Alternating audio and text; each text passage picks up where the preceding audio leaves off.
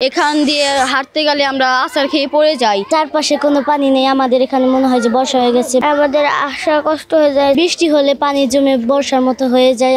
আর চারপাশে কোনো পানি নেই, আমাদের এখানে মনে হয় যে বর্ষা হয়ে গেছে। বাচ্চারা আসতে গিয়ে পড়ে যায়, তারপরে জামা কাপড় নষ্ট হয়ে যায়, বই খাতা পড়ে যায় এবং পায়ে তো ঘাও হয়ে যায়। স্কুলে আসতে অনেক কষ্ট হয়, আমরা ভিজে যাই, ড্রেস ভিজে যায়, তারপর বই খাতা পড়ে যায় এবং বর্ষা হয়ে যায়, মনে হয় যে কোনো জায়গায় পানি নেই, চারপাশ দিয়ে পানি, সেজন্য আমরা হাঁটতে পারি না। অনেক বাচ্চারাও সেজন্য স্কুলে আসতে চায় না, আমরাও চাই না, কারণ এখান দিয়ে হাঁটতে গেলে আমরা আছাড় খেয়ে পড়ে যাই।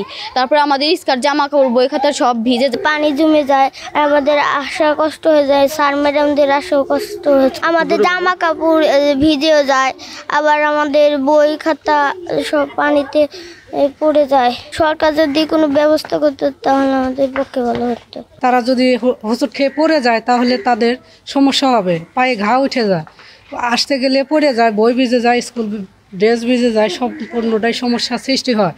আমরা সরকারের কাছে আবেদন জানাই যে আমাদের এই পানি নিষ্কাশন করার জন্য আমাদের এখানে একটা ড্রেনের ব্যবস্থা করে দিলে এই স্কুলটার এবং কি ছাত্রছাত্রীর জন্য সব সময়ের জন্য জিনিসটা ভালো হয়।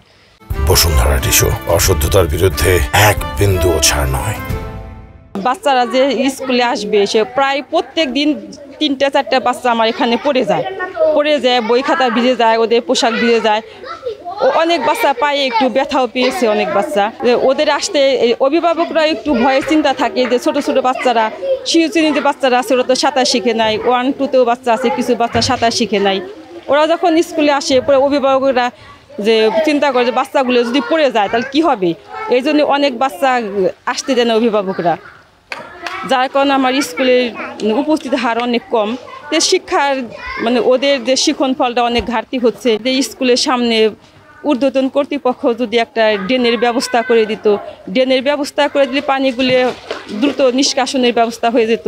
নিয়ালপুর প্রাথমিক বিদ্যালয়ে যে জলাবদ্ধতাটুকু রয়েছে, এটি রাস্তা সহ একটি জলাবদ্ধতা, এটি স্থায়ী সমাধান করার জন্য ইতিমধ্যে ইউনিয়ন পরিষদের চেয়ারম্যানকে নির্দেশনা করা হবে এবং স্থায়ী ড্রেন করে এই অঞ্চলে যাতে আর জলাবদ্ধতা না হয় এই জন্য নদীতে ছেড়ে দেওয়া হবে।